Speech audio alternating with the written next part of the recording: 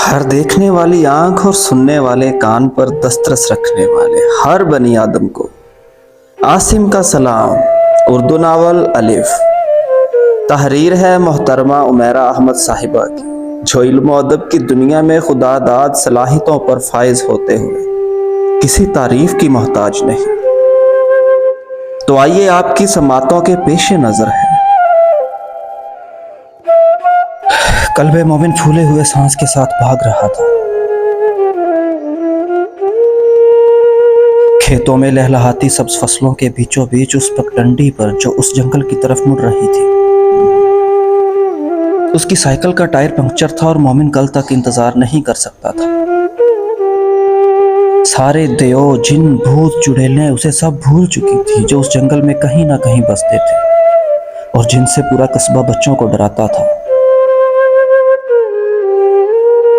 یاد تھا تو اسے وہ لیٹر باکس یاد تھا جس میں ڈالے ہوئے خط اللہ تک پہنچ گئے تھے، اور وہ اب تصدیق چاہتا تھا کہ یہ سب جھوٹ نہیں تھا۔ اس کی ماں کی کوئی طفل تسلی بھی نہیں تھی۔ لیٹر باکس وہیں پڑا تھا جہاں اس نے رکھا ہوا تھا، اس سوکھے ہوئے درخت کے گرے ہوئے تنے پر، جو مسلسل ہونے والی بارشوں میں اسی تنے کی طرح نمی سے گیلا تھا۔ مومن چلتے ہوئے تنے کے پاس آیا اور بے تابی سے اس نے لیٹر باکس کو درخت کے تنے پر لٹایا اور اس کا نیچے والا وہ حصہ کھولا جس کو کھول کر خط نکالے جاتے تھے۔ لیٹر باکس بالکل خالی تھا۔ اس کے 30 کے 30 خط اللہ تک پہنچ چکے تھے۔ مومن کا دل چاہا وہ بے اختیار اچھلے، چیخے اور چلائے، یا پھر تھوڑا ڈانس کر لے۔ تو جو جواب اس کے پاس آیا تھا وہ اللہ ہی کی طرف سے آیا تھا۔ اس نے اپنے منہ پر ہاتھ رکھ کر جیسے اپنے کھلے ہوئے ہونٹوں اور کھلکھل پڑتی مسکراہٹ کو بیک وقت چھپایا۔ لیٹر باکس کا نچلا حصہ بند کیا اور اسے سیدھا کر کے تنے پر رکھا۔ ایک بار پھر مسکرایا، پلٹا اور برق رفتاری سے دوبارہ بھاگنے لگا۔ پیروں کے نیچے آنے والے درخت کے سوکھے اور سبز پتوں نے اس بار کوئی چرمراہٹ نہیں کی تھی، کیونکہ سب بارش کے پانی میں بھیگے ہوئے تھے۔ البتہ جہاں جہاں بھاگتے ہوئے مومن کے قدم پڑ رہے تھے، وہاں وہاں پیروں کے نشان گھڑوں کی شکل میں پڑ رہے تھے۔ کچھ چھینٹے اڑ کر اس کی ٹراؤزر پر بھی لگ رہے تھے۔ پر قلب مومن کو اس وقت کسی چیز کی پرواہ نہیں تھی، نہ کیچڑ کی، نہ جنگل کے ویرانے کی، نہ ہی اس بات کی کہ اسے وہاں سے بھاگتے ہوئے ایک لمبا فاصلہ طے کر کے واپس گھر پہنچنا تھا، اپنی ماں کے پاس، حسن جہاں کے پاس۔ جولری کے اس کھلے ہوئے ڈبے کے اندر کچھ بھی نہیں تھا۔ جو کچھ تھا ڈبے کے گرد ڈریسنگ ٹیبل پر بکھرا پڑا تھا، اور ڈریسنگ ٹیبل کے سامنے حسن جہاں بیٹھی آئینے میں اپنا عکس دیکھ رہی تھی۔ سر پر جوڑے کی شکل میں لپٹے ہوئے بالوں کو اس نے ہیئر پن نکالتے ہوئے کھولا۔ بال کندھوں تک آئے، پھر کندھوں سے نیچے اس کی کمر سے لپٹتے ہوئے گرتے چلے گئے۔ بستر پر لیٹا ہوا قلب مومن کروٹ لیے کھلی آنکھوں سے حسن جہاں کو دیکھ رہا تھا۔ اس کی ماں بے پناہ خوبصورت تھی، اس نے بہت سے لوگوں سے سنا تھا، اور ان لوگوں میں اس کا اپنا باپ بھی تھا۔ اور اب ایک بار پھر وہ اپنی ماں کو اسی طرح اس آئینے کے سامنے بیٹھا دیکھ رہا تھا جس طرح وہ اس کے باپ کے جانے سے پہلے کبھی کبھار بیٹھ کر تیار ہوا کرتی تھی، سنگار کرتی تھی، زیور پہنتی تھی اور حسن جہاں بن جاتی تھی۔ پھر اس کی ماں نہیں رہتی تھی، کیونکہ اس پر کسی کی نظر ٹھہرتی ہی نہیں تھی، مگر ایسا کبھی کبھار ہوتا تھا، کسی تہوار پر، کسی خاص دن، یا تب جب وہ یا اس کا باپ کسی بات پر بہت خوش ہوتے تھے۔ اپنے باپ کے جانے کے بعد مومن نے کبھی اسے سنگار کرتے نہیں دیکھا تھا۔ زیور پہننا تو دور کی بات تھی، اس نے کبھی اپنی ماں کو اس آئینے کے سامنے بیٹھا بھی نہیں دیکھا تھا جس کے سامنے بیٹھے وہ رات کے اس پہر ہار سنگار کر رہی تھی۔ وہ رات کے اس پہر اس کی سٹڈی ٹیبل پر بیٹھ کر روتے اور سسکتے وہ خط لکھا کرتی تھی جسے وہ اس الماری والے ڈبے میں ڈال دیتی تھی۔ مومن کو یہ نہیں پتا تھا کہ وہ ان خطوں میں کیا لکھتی تھی، مگر یہ ضرور پتا تھا کہ وہ یہ خط کس کو لکھتی تھی۔ اس کے باپ طہا عبدالعلی کو۔ ممی آپ کے پاس کتنے زیور ہیں؟ وہ بہت دیر بستر پر خاموش لیٹا نہیں رہ سکا۔ اٹھ کر حسن جہاں کے پاس چلا آیا تھا اور ڈریسنگ ٹیبل پر بکھرے ہوئے زیورات میں سے ایک ہار اٹھائے ہوئے اس نے کہا۔ حسن جہاں اپنے کانوں میں جھمکے پہن رہی تھی۔ اس کی بات پر ایک لمحہ کے لیے جیسے وہ ٹھٹکی، پھر بے اختیار مسکرائی۔ سب نکلی ہیں، اس نے جیسے مومن کو بتایا، مگر اس نے اس کی بات پر غور نہیں کیا تھا۔ وہ اس وقت اس خوبصورت امیٹیشن جولری کے ساتھ کھیلنے میں مصروف تھا۔ آپ ہمیشہ ایسے رہا کریں، اس نے ماں سے یکدم فرمائش کی، ایک جھومر اس کے ماتھے پر بالوں میں لٹکاتے ہوئے کہا۔ کیسے؟ وہ ہنسی۔ ایسے خوبصورت اور خوش۔ مومن کو جتنے آسان الفاظ میں اسے سمجھانا آیا تھا اس نے سمجھا دیا۔ اس کی ماں نے عجیب سی نظروں سے اسے دیکھا، یوں جیسے حیران ہوئی کہ وہ کیسے جانتا تھا کہ وہ خوش نہیں تھی۔ ماؤں کو غلط فہمی ہوتی ہے کہ صرف وہی اولاد کا چہرہ پڑھ سکتی ہے، انہیں یہ اندازہ نہیں ہوتا کہ ان کی اولاد بھی ان کا چہرہ ویسے ہی پڑھ سکتی ہے۔ تمہارے بابا آ رہے ہیں، اب ہمیشہ خوش اور خوبصورت ہی رہوں گی، اس نے مومن کے بالوں میں انگلیاں چلاتے ہوئے کہا۔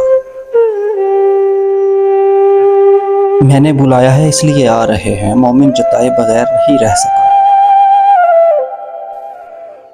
ہاں بھئی جانتی ہوں تمہارے بلانے پر ہی آ رہے ہیں، میرے بلانے پر تو کبھی نہ آتے۔ وہ بچہ تھا، پھر بھی ماں کے لہجے میں چھلکتی اداسی محسوس کر چکا تھا۔ بابا گئے کیوں تھے؟ وہ سوال قلب مومن نے پہلی بار نہیں کیا تھا، بلکہ ہر روز کرتا تھا۔ مجھ سے ایک غلطی ہو گئی تھی، جواب وہی آیا تھا جو 1.5 سال سے آ رہا تھا۔ تو معافی مانگ لیتی۔ وہ حل بھی مومن 1.5 سال سے اس کے سامنے رکھ رہا تھا، یہ جانے بغیر کہ معافی مانگنا ایک بات تھی اور ملنا دوسری۔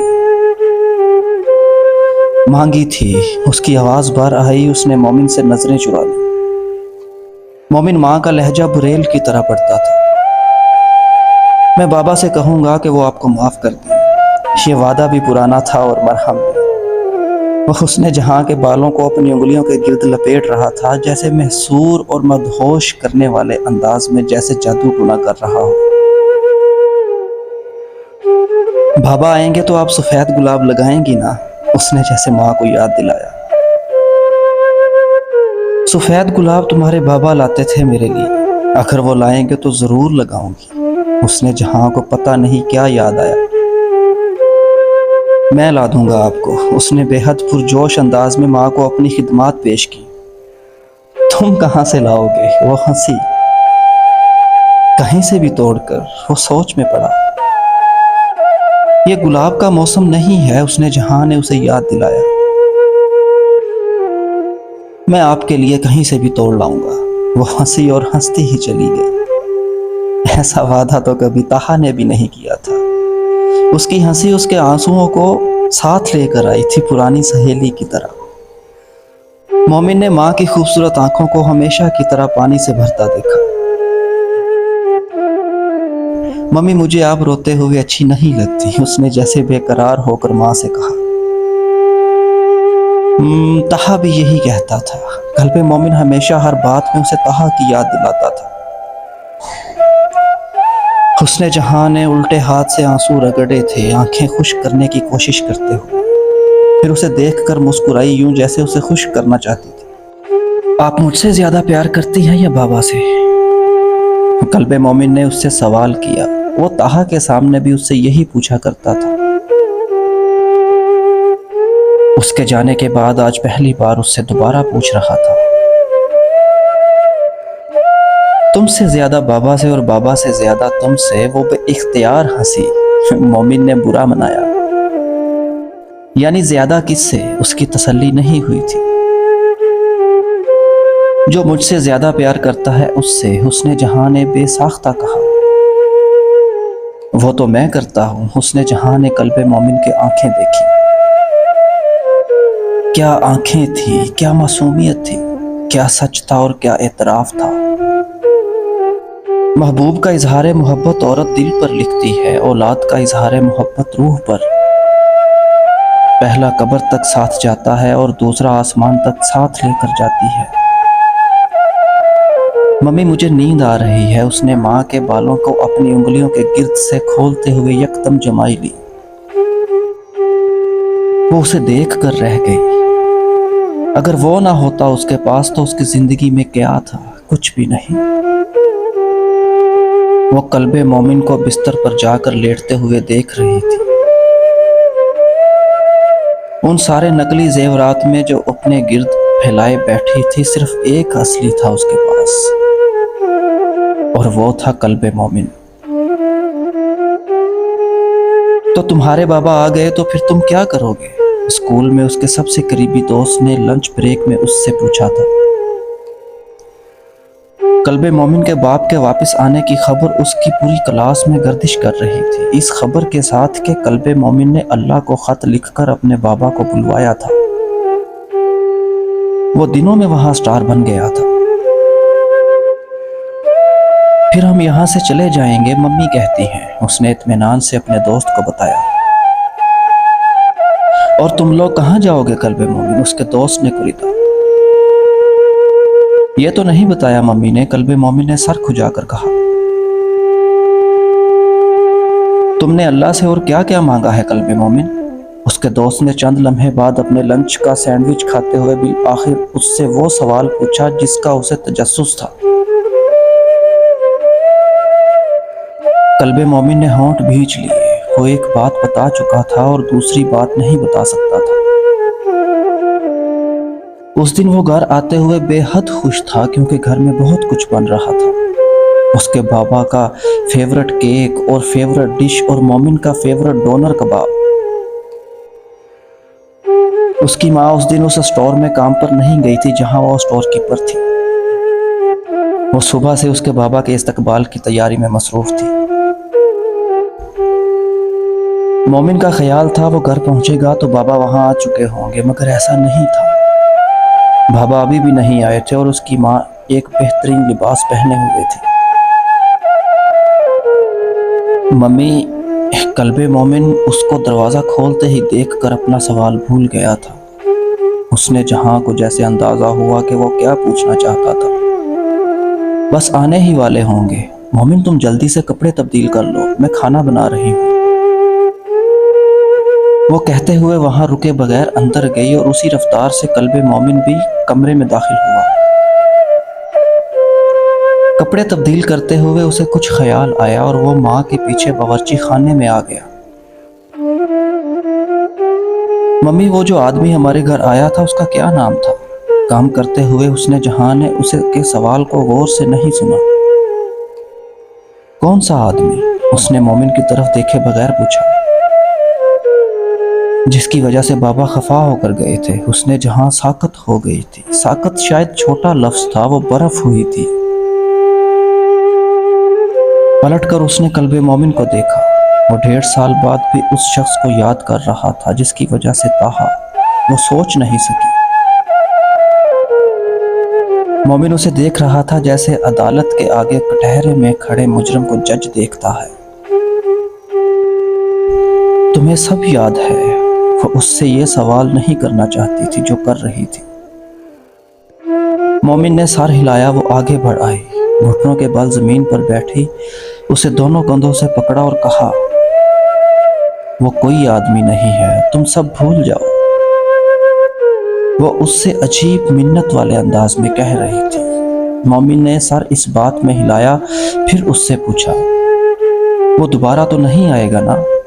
اس کے انداز میں ایک عجیب سا خوف تھا، جیسے وہ ہر اس چیز کو وہاں آنے سے روک دینا چاہتا تھا جو اس کے باپ کو خفا کر سکتی تھی۔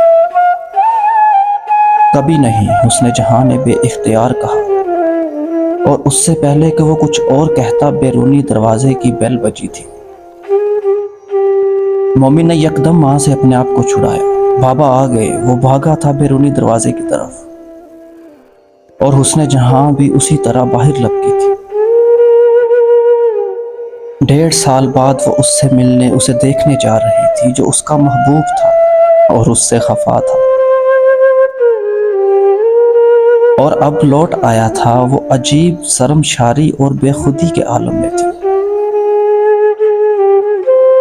مومن نے دروازہ کھولا تھا اور دروازے کے سامنے کھڑے شخص کو دیکھ کر وہ ساکت ہوا، اور ایسا ہی سکتہ اس کے پیچھے آتی حسن جہاں کو ہوا تھا۔